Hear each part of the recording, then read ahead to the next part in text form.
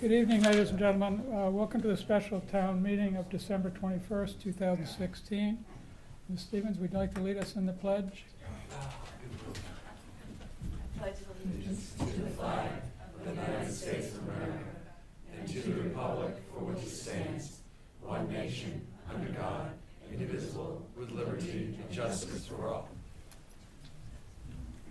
Assistant Town Clerk, if you could read the call, please.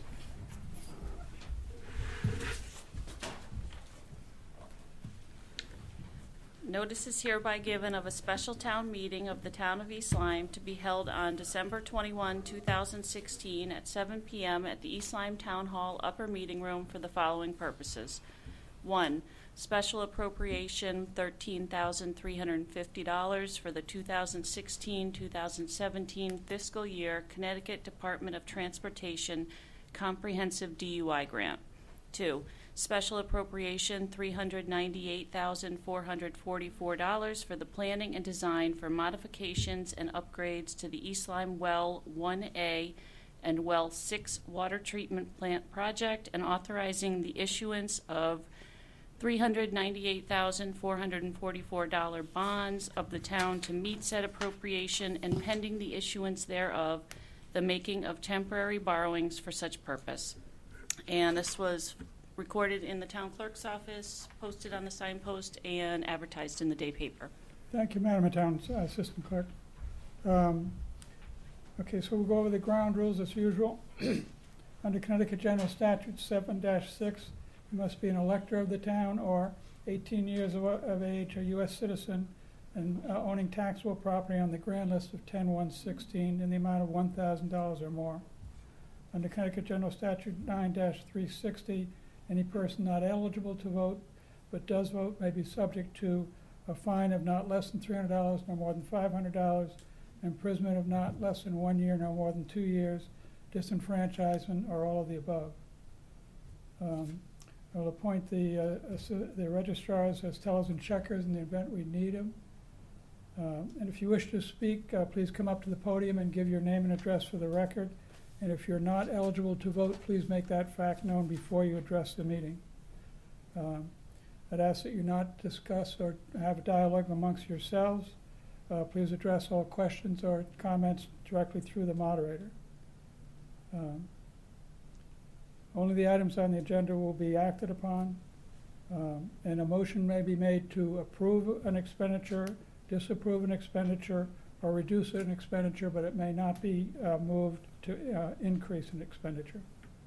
We have 2 items on the agenda. We'll take them in the order. The first item on the agenda, before we get to that, Madam Assistant Town Clerk, please note for the record correspondence received from Paul Dunphy, D-U-N-P-H-Y. She doesn't give an address, concerning the water purity. And I'll give you this correspondence to put in the record, please.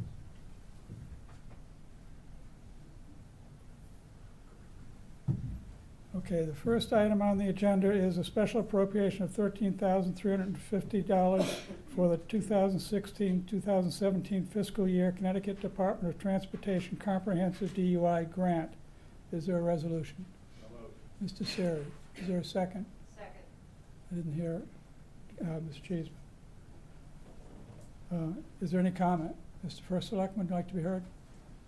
Well, yeah, I was wondering if I gave the sergeant the night off. Apparently I did, because it's a pretty simple standard thing that we do every year, and this is just a basic cookie cutter stamp appropriation that we receive monies for DUI grants. But what this also does is allow us to pay for extra police to be on our streets. So not only do we do DUI checks, we also are able at that moment also do speed checks and traffic light checks and all the other things that go along with that. It's an important part of the operation down at the police station, and we urge the public to support this. Thank you, Mr. First Selectman. Would anyone else like to be heard? Seeing no hands, we'll move the question. All those in favor of a special appropriation of $13,350 for the 2016-2017 fiscal year Connecticut Department of Transportation Comprehensive DUI Grant, please signify by saying aye. Aye. Those opposed by saying nay. The ayes have it. The resolution is passed. The next item on the agenda is a special appropriation of $398,444 for the planning and design for modifications and upgrades to the East Lyme Well 1A and Well 6 water treatment plant project, and authorizing the issuance of $398,444 bond of the town to meet said appropriation, and pending the issuance thereof, the making of temporary borrowing for such purposes. Do I hear a resolution? Mr. Siri. Ms. Cheeseman. Mr. First Selectman would like to be heard. Thank you. This is, I'm glad I didn't give Joe Braga and Brad Cargill the night off, because this is a little bit more detail, and they're going to come up and explain it. I'm going to explain that, of course, the town issues bonds. The Water and Sewer Department cannot. So we've done this many, many times, dozens of times before, maybe tens of times. But this is where the Water and Sewer Department asks the town to issue the bonds for a water and sewer project. The town will issue these bonds if this appropriation moves tonight. And, of course, the water and sewer ratepayers will pay for the bonds, not the taxpayers of East Lyme, but those customers of the water department. So I will hand this over to either, it is Brad Cargill who will get up here, and he's our utilities director, and he'll explain why we need to do this. Mr. Cargill. Thank you. I'm Brad Cargill, East Lyme Water and Sewer, and I'm not I'm the utility engineer. I'm not a town resident, and I don't have the ability to vote. Just a little bit of background, and it'll be real quick here. Well 1A is one of 7 wells that we have. 5 of our 7 wells are already treated with iron and manganese removal, and have been for many years. Without it, we would pretty much have town-wide issues relative to the aesthetic concerns of the water due to iron and manganese. Well 1A and Well 2A are the last 2 wells that we are attempting to eventually get filtration on to remove iron and manganese naturally occurring in our groundwater.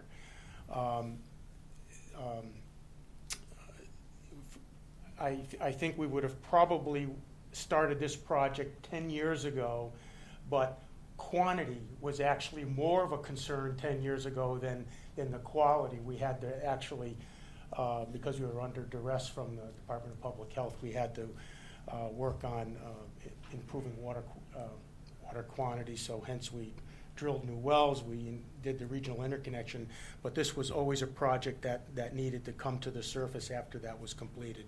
So the aspect of this right now is to basically provide treatment for Well 1A, to take the Well 1A, pipe it over to Well 6, which is already a facility located in the middle school area, already has filtration on it to remove iron and manganese, and what we'll do is expand that building and so we can handle the additional flow from Well 1A and essentially be able to treat for iron and manganese. What the iron and manganese does, it causes discoloration concerns, and it's something we have to manage through additional flushing and stepped up operational procedures over the course of time. So as far as the Water and Sewer Commission is concerned, as far as I'm concerned, this is something that's just necessary to improve water quality overall. We are applying for a drinking water state revolving fund for loans, 2%. This is over 20 years, a 2% loan over 20 years. These are called the drinking water state revolving funds. The project has been approved by the State Department of Public Health to allow us to go forward with the project as it stands.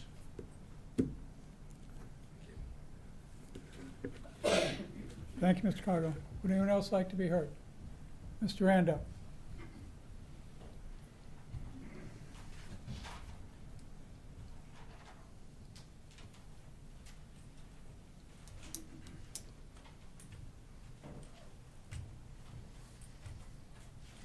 Good evening, Ron Rando, East Lyme, 194 Boston Post Road. Good evening, ladies and gentlemen. Well, here we go. We're going to bond some more money. So we're going to put all this debt on our kids and their kids. We can't ever seem to pay for anything we're going to do in this town. Whatever happened to the deal we had in New London? We ship water there to New London, and then when we need some water, we can get it from New London. Why can't we put this off for a little while till we get some money to pay for it? I think we have a bigger problem in town than this water thing right now. We have water meters that are out there that are over 30 years old. And I know when I worked for the gas company, we had to change the meters out every so often because they slowed down. Over 30 years out there, water meters we're probably losing money right and left. So I think that's a more important job before we do this. I don't think this is something that we have to do right away. And, you know, $400,000, we're going to bond that. And how much is it going to cost to do the job on the wells? Another $1 million. We're going to bond that. So, you know, it looks like we're going the way of the state of Connecticut. We owe probably, I don't know, $20 billion in bonding debt in the state of Connecticut right now. We'll never pay that. The government is $20 trillion in debt. We'll never pay that. The only way you can pay that is to go bankrupt.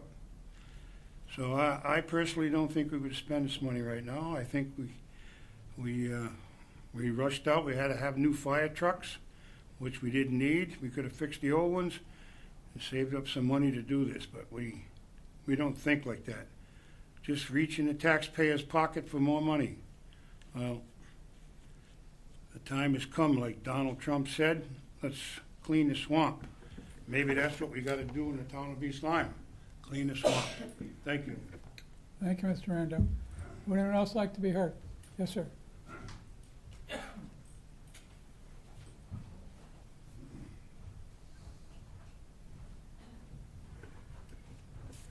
Good evening. My name is Paul Mock. I live at 41 Whiting's Farm Road.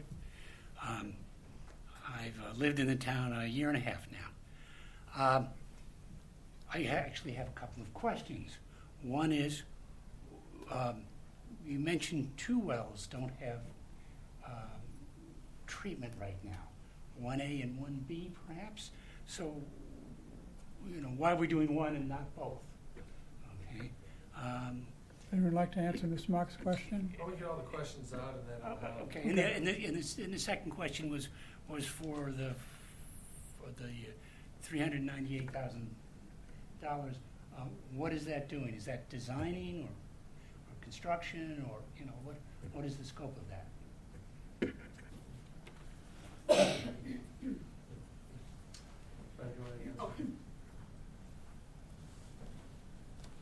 Well, Brad Cargill, Utilities engineer. We did an initial initial study, and it in fact did include both wells, well 1A and 2A. Both need the treatment. However, from an affordability perspective, we just can't do both wells at this period of time. And so it was a matter of prioritizing. Well 1A serves a third of the water system, a third of our population on the water system. Well 2A is a fraction of that.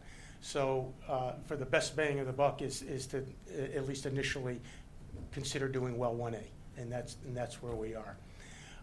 And just to take that one step further, this is something that is being paid for through the water and sewer budget, and we're also working this into our debt structure, so as debt retires over the next 2 or 3 years, this project will come in as additional debt when other debt drops out, so it makes it affordable to do it within our budget. If we were, and we can do that with well 1A, we can afford to do it with well 1A, but if we were to add 2A on top of it, which is another significant amount of money, we would not be able to do it. So we just have to put 2A off to the side for the time being until we find another way to do it. The second question was related to the cost of this particular subject tonight. That is for essentially the planning design of the facilities, getting it to a point of bid. Construction is a separate, if it ever gets to that point, construction would be beyond that. Okay? Mr. Coggle, I have a question. The call doesn't mention 2A or 1 or 2A, it mentions well 6. That's correct. It happens to be that well 6 is going to be part of the solution. Rather than build an entire new treatment plant for well 1A, based on the initial planning and investigation that was done, the most cost-effective approach is to utilize an existing facility and just upgrade it to handle the additional flow from well 1A to essentially treat both wells at the same time, rather than a separate facility altogether. Would anyone else? Yes, Mr. Rando.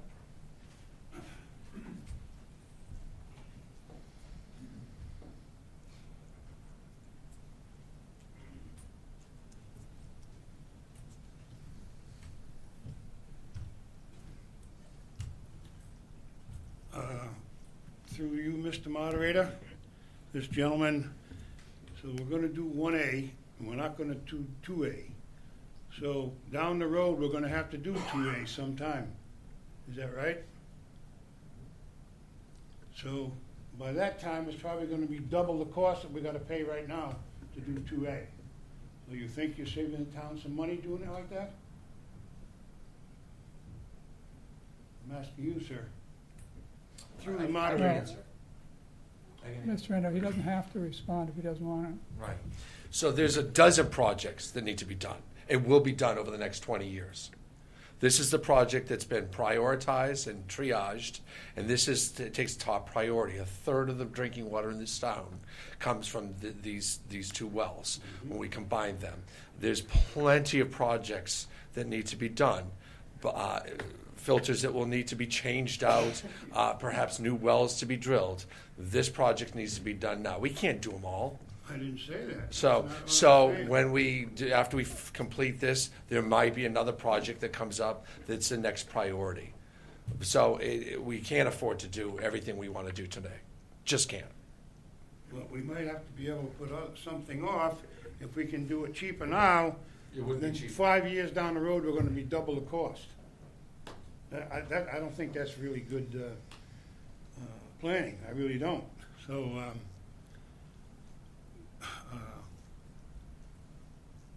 do you have any kind of an estimate what it would cost to do well 1, to do it and finish it? 1A? I'm asking you for just a rough estimate. I know you can't. To do well 1A, Do 1A what you want to do right now. Mr. Coggle, you have to come up to the mic so it can be recorded. Yeah, both, to do well 1A construction and design is about $3 million. To do well 2A is about $3.5 million as we see it at this point.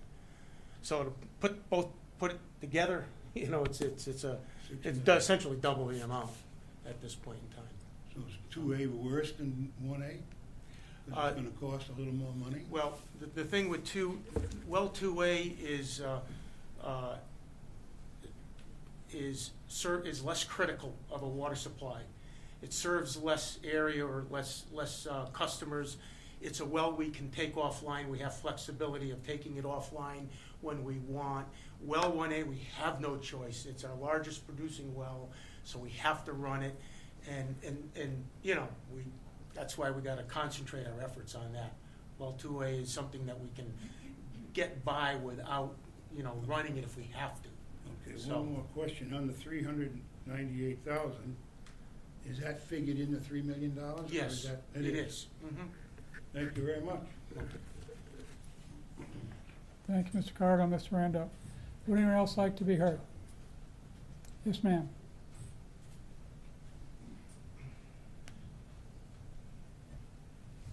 Diane Highland Aubin, 114 North Bridebrook Road.